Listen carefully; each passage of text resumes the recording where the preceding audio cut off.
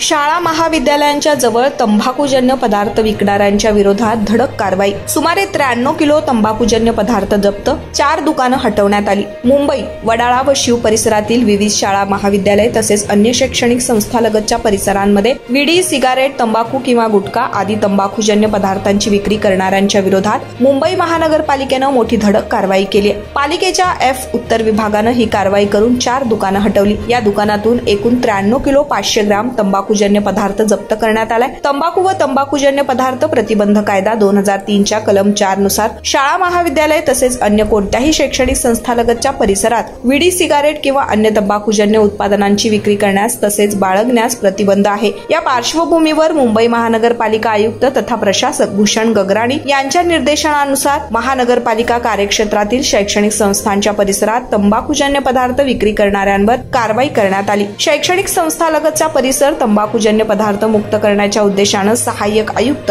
Doctor Prithviraj Chavan यांच्या देखरेखीखाली F उत्तर विभागानं धडक मोहीम हाती घेतली होती। त्या अंतर्गत 2 वेगवेगळ्या पथकांनी कोकरी आगार येथील म्हाडा कॉलनी परिसरातील प्रियदर्शनी शाळा आणि SK रॉयल शाळा, शिव परिसरातील साधना शाळा, माटुंगा परिसरातील रुईया महाविद्यालय आणि पोतदार महाविद्यालय, मंचेरजी जोशी उद्यान, 5 गार्डन परिसरातील वीरमाता जिजामाई तंत्रज्ञान संस्था, वीज ATI तसेच माहेश्वरी उद्यान परिसर या ठिकाणी कारवाई करून 95 किलो 500 ग्राम तंबाखूजन्य पदार्थ जप्त करण्यात आलाय। त्यामध्ये विडी, सिगारेट, तंबाखू, गुटखा आदींचा समावेश आहे। तसेच या ठिकाणी असलेले तंबाखूजन्य पदार्थ व त्यांची विक्री करण्यात येत असलेले 1 दुकान आणि 3 बाकडं निष्कासित करण्यात आले। कारवाई दरम्यान कडेकोट पोलीस बंदोबस्त ठेवण्यात आला होता।